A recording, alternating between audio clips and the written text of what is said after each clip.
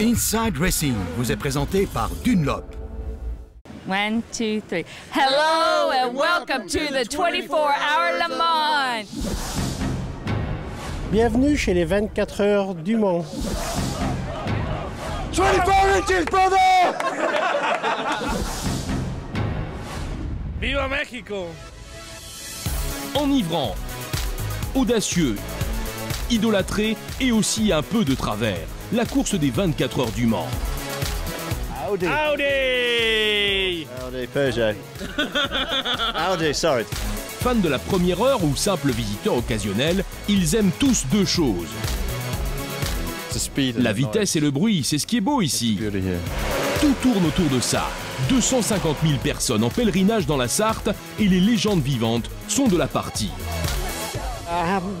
Je ne suis plus revenu au Mans depuis 1967. Pour moi, c'est un retour formidable pour voir la meilleure course du monde. Une autre légende, la Mazda 787B, la voiture victorieuse de 1991. Le 11 juin, avant le départ de la course, son moteur Wankel vrombit à nouveau. Et le pilote est lui aussi le même qu'à l'époque. Ce show est une marque de respect en mémoire des victimes du tsunami. Shinji Nakano est le seul japonais sur la grille de départ au Mans. Il considère son départ du 11 juin avec des sentiments partagés. Inside Racing lui pose la question. Le 11 juin, cela fera exactement 3 mois après le tremblement de terre au Japon. Je souhaite que tous en Europe pensent encore une fois au Japon. Le pays a toujours de grosses difficultés. Nous avons encore besoin de votre aide à tous. C'est ce sentiment que je veux partager. C'est pour ça que j'ai posé ces autocollants sur la voiture. Oak Racing m'a laissé la place pour ça et je les en remercie vraiment.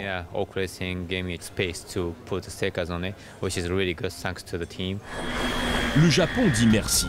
Et Oak Racing mise sur Shinji Nakano, qui a été pilote de Formule 1 et en IndyCar. C'est maintenant sa 4e participation au Mans. Le team privé mise ainsi clairement sur l'expérience. Mais nous reviendrons sur cette équipe plus tard dans Portrait.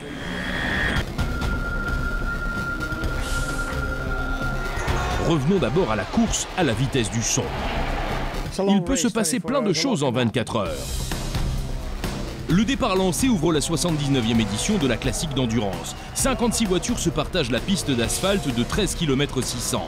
Les pilotes venus de 21 pays sont aux commandes de prototypes et de voitures GT. Chaque équipe se compose de 3 pilotes qui tournent dans le cockpit. En tête, c'est le duel éternel Audi contre Peugeot. Les manœuvres de dépassement se succèdent, le tout dans un trafic dense, du travail de précision. Et pourtant, c'est l'accident. Après cette action, Alan McNish perd le contrôle de son Audi. Sa monocoque le sauve, il s'en sort indemne. La nuit constitue la phase la plus difficile de la course. Seul de fin, faisceau lumineux indique la route au pilote. Dès lors, l'instinct guide aussi. Dans ces voitures GT, il faut toujours gérer les autres et les prototypes sur la piste. Franchement, pour nous, c'est extrêmement dur dans l'obscurité. On ne voit pas s'ils sont prêts ou non. On reste donc tout le temps très tendu. Même de nuit, les prototypes franchissent certaines portions du circuit à 300 km/h. Les voitures GT moins rapides représentent alors un danger important. L'une d'elles mènera Mike Rockenfeller à sa perte. Encore un miracle, il s'en sort lui aussi indemne. La phase des safety cars dure 2 heures. Suivront encore 15 heures de course, pause incluse. Augusto Farfus vous fait visiter le lieu de repos des pilotes. Hi, I'm Augusto Farfus. Salut, je m'appelle Augusto Farfus, bienvenue dans notre container. C'est ici que Jorg et moi nous passons la nuit pendant la course. Ce n'est pas très grand et pas vraiment calme car on est au centre du circuit.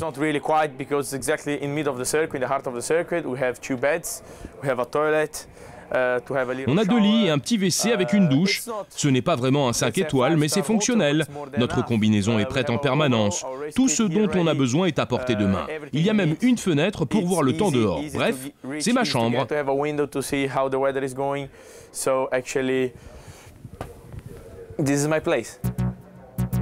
Est-ce que les pilotes arrivent vraiment à dormir ou est-ce tout simplement impossible ?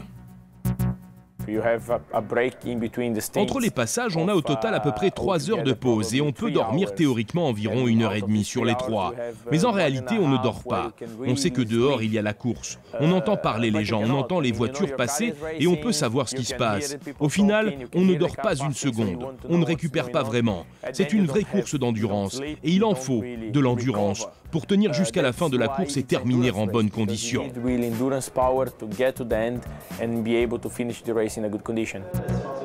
Avant la fin de la course, le dieu de la pluie intervient. La bruine rend la piste glissante. Le casse-tête commence. Quels pneus faut-il choisir pour ces conditions météo? Est-ce que les slicks ont encore assez d'adhérence? Plutôt les intermédiaires ou les pneus pluie?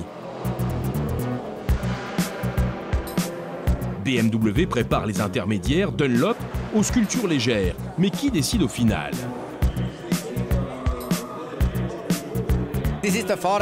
C'est le pilote qui est aux commandes de la voiture, qui sait ce qui se passe sur le circuit. Ce sont les gens qui sont dans les stands qui savent comment réagir dans de telles situations et qui savent lire la piste. Dans ce genre de situation, personne ne peut dire « j'ai tout fait comme il fallait aujourd'hui ». Il faut parfois une petite dose de chance. Chez BMW, on mise encore sur les slicks. Et c'est la bonne décision, car la pluie n'était que de courte durée.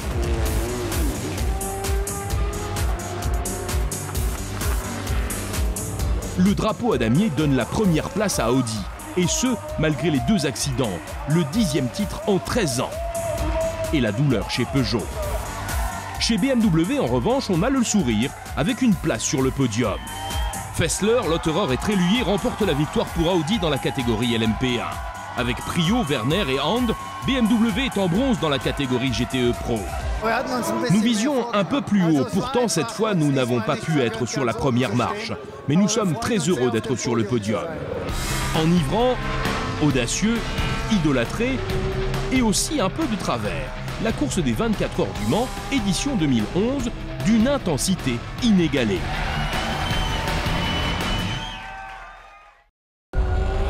Inside Racing vous a été présenté par Dunlop.